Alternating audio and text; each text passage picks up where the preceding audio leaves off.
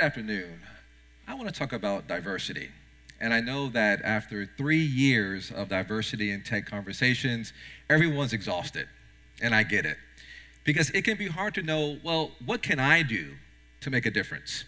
Especially after things like last week, when we learned that the Tech Inclusion Pledge was signed, and you had all these huge companies that signed it.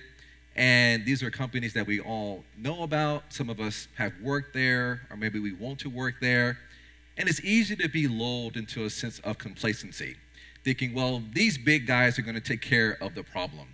Well, I would encourage you to not do that, to understand that you have a role to play in making technology a more diverse and accepting industry.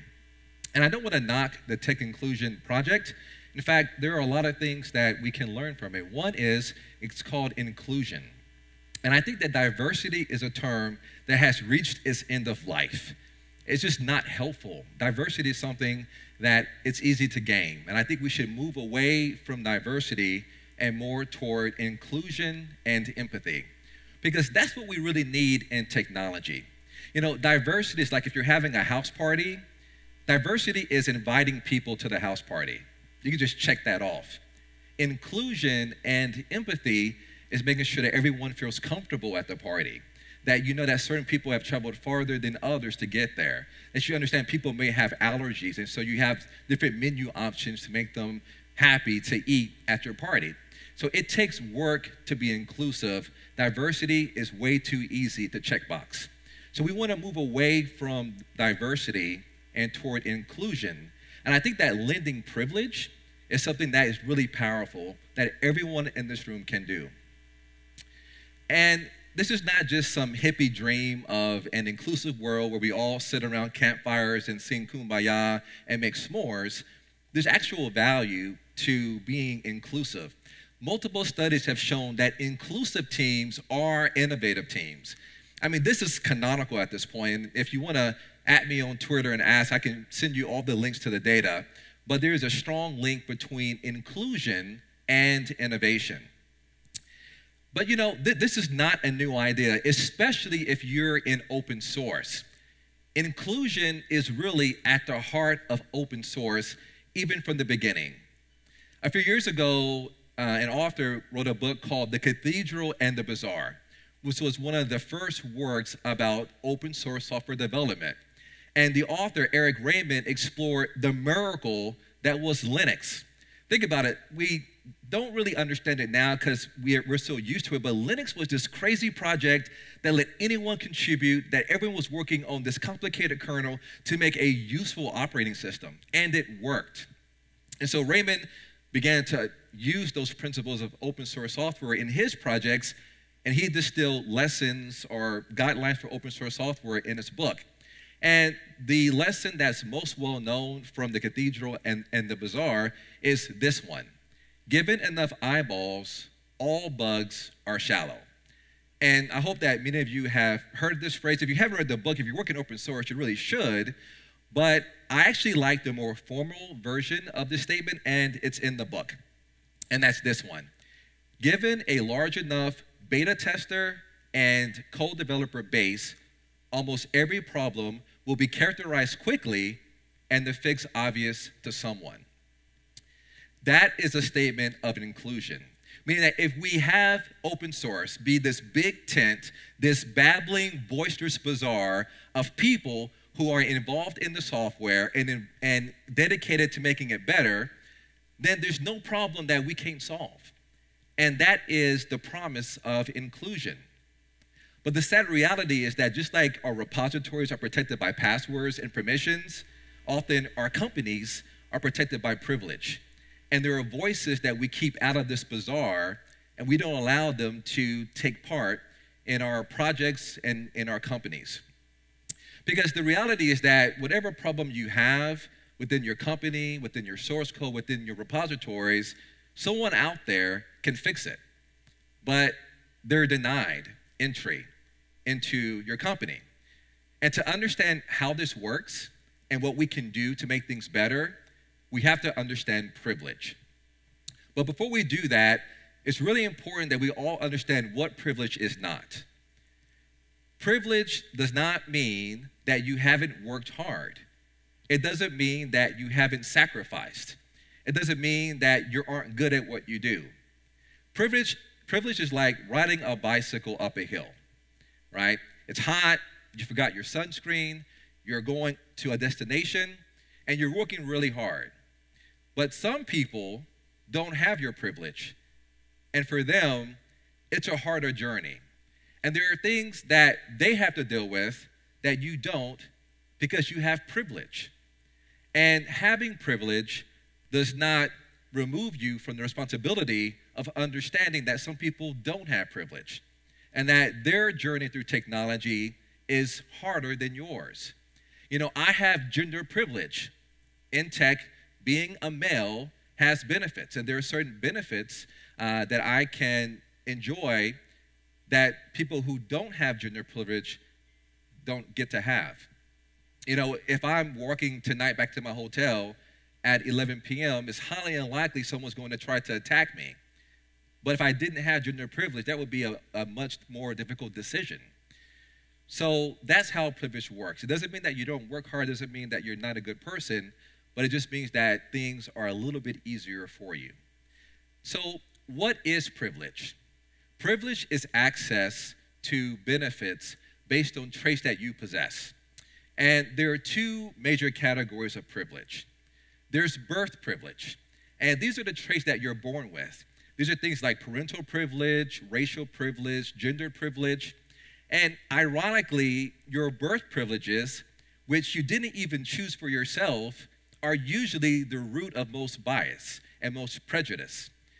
But that's another talk. The other category of privilege are selected privileges. And these are things that we choose and change over time. It includes things like where you went to school, could be your religion, your gender identity, but these are different factors that you actually choose for yourself. Now, it's human nature to share your privilege with people who have your privilege. People who have gender privilege usually share the benefits of gender privilege with people who have it. People who have racial privilege usually choose the benefits of racial privilege with people who have racial privilege. But it's far more powerful to lend your privilege to people who lack your privilege. And we'll learn more about that in a few slides. Now, your birth privilege and your selected privileges create your portfolio of privilege. And these are the things that you just enjoy and the benefits that help you have maybe an easier time working in open source or in technology. But I want everyone to look up here and identify at least one privilege that you have. Just think about it. Some of you have two. Some of you may have all of these. But once you get at least one in your mind, think about what would your career in tech be if you started out without that privilege? If you started out without your gender privilege or your racial privilege, or you didn't have the opportunity to go to Stanford or to MIT, or maybe you didn't have the benefit of being able to walk around and see and hear. How much harder would your journey through technology be without these privileges? Now think about that there are people who you work with every day who have to deal without these privileges. And they have to navigate the technology scene at a bit of a disadvantage. Now, having a more empathetic and inclusive industry benefits everyone because honestly, marginalization is on the march. We're all going toward a world that is less inclusive, and we see it in the news, we see it almost everywhere. So you may be the person who can benefit from a more empathetic technology industry because soon we're all going to probably benefit from not having class privilege unless you're a venture capitalist. Now, I want to illustrate privilege through three women. These are real women. The names are fictitious and the scenarios are fictitious, but I'm going to use them as examples of how you can lend privilege in your companies. For each privilege type, I'm going to explain what it is. I'm going to give a real-world example of how it works, and then I'm going to share how it can work in your companies. So the first type of privilege lending is credibility lending. And that's providing visibility to someone without privilege. For example, LGBT people often feel restricted in technology because we have a heteronormative industry. And there are times when LGBT people feel invisible, overlooked, not recognized. Well, by credibility lending, we can help fix that. Here's the example. A few months ago, noted activist DeRay McKesson went on the Colbert Show. And Stephen Colbert switched seats with DeRay. He let DeRay sit in his chair and lent him the credibility of the Colbert platform. And by doing that, Colbert elevated the platform and the mission of DeRay. And that's how credibility lending works. Now, how can this happen at your company or in your GitHub repo? So let's say you work with B. And I mean, she developed that rock star feature that everyone in your company loves. Well, why not lend her credibility by bringing her to your board meeting and co-presenting that feature to the people who help run your company? By doing that, you help raise her profile in your company. That's how credibility lending can work. Now, let's talk about access lending. Access lending is providing entry for someone without privilege. Often women in tech experience sexism because they lack gender privilege. And this can lead women to doubt their own abilities despite the massive value that women bring to technology. Well, I think access lending can be a powerful way to solve that problem. For example, Tracy Chow, who's a noted activist in helping technology become more inclusive, recently told the story of how when she was at Stanford, and she was an undergraduate student, and one of her professors insisted that she become a TA. Now, Tracy was aghast. She said, "What? I'm not qualified to be a TA." Because she had heard her male peers talk about how they're selling through the courses and, oh, wasn't that lab so easy? And she was struggling. Well, by becoming a TA, she saw the grades of these male colleagues, and they were worse than hers. And she saw that these fellow students were pretending that they were more competent than they really were. And by doing that, that helped Tracy reassess her own place in technology. And that's the power of access lending. So how can this work within your company? So let's talk about Elle. Now, Elle spent the last month implementing your container strategy. She's sharp, she's good. Well, why not lend her access by sending her to that Docker conference that keeps inviting you to go speak at? And you don't even do Docker. You can't even spell Docker. But by lending her access, you allow her to realize that she too has a place in technology. And that's how access lending works. The third type of lending that I want to talk about is expertise lending. And that's providing a voice to those who don't have privilege. You know, often people of color, we feel that we don't have a voice in technology because we lack the racial privilege of leaders in technology. And so we're often afraid to speak up or take roles, leadership roles in technology. But I think that expertise lending is a great way to fix this. Let me give you an example. At South by Southwest this past March, I was able to go to the president's keynote, which was awesome. And his wife spoke at the music festival, which I could not go to. But the First Lady said something that was a great explanation of this type of privilege lending. She said that if you've got a voice at the table, ask, is there diversity around the table? Are there voices and opinions that don't sound like yours? And she challenged the audience that if you have that seat at the table, to look for various voices, to look for different opinions. And she was really describing, though she did not know it, the bazaar that Raymond described in his book. So how can this work at your company? Well, let's consider M. And she's one of your best developers. She worked at your company for a while. Why not give her a lead role? Why not give her the opportunity to lead in your company? And by doing that, you can help her find your voice at your company. So I've described 3 types of privilege lending. And I hope that you realize that this doesn't take that much effort.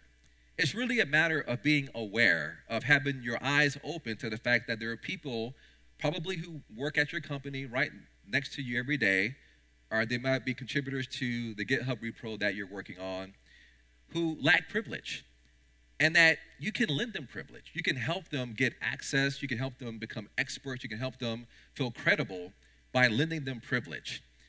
And I want to caution you, though, that lending privilege is not a silver bullet. It's not something that you try once, if it fails, okay, well, I guess it didn't work. It has to become a philosophy of life. You have to buy into it. You have to believe that this bazaar and the cathedral and the bazaar is real, that there's benefits to having this open source software scene truly be inclusive, and that we can truly only get innovation if we embrace inclusion. You know, I was at a conference and someone was talking about how a person of color worked at their company, and this person was passed over for a promotion. And this person just raised all kinds of a ruckus saying, well, this person deserves it, and everyone who this person came in with got promoted, but he did not. And I said, well, it's great that you raised the issue and that you tried to make things better during the promotion cycle, but it's better to have done it in advance, right? Being an advocate for inclusion, it's not a sprint, it's a marathon. You have to do it every day. You have to bake it into your daily way of work, because that's the only way that we can truly get change in this industry. So let technology companies sign pledges, let them try to plug the leaky pipeline, let them do all these smoke screens that they throw up to try to pretend to care about diversity. But if we really want this bazaar that Raymond described, we really want technology and open source software to be this big tent where everyone is welcome. Bring your ideas, bring your skills, let's solve cool problems. Then we all have a role to play. You can make a difference. If we want LGBT people, if we want women, if we want people of color to not just get into technology, to not just get into open source software development, but to stay, to get promoted, to take leadership roles in technology, well, then you can make a difference by lending your privilege. Thank you.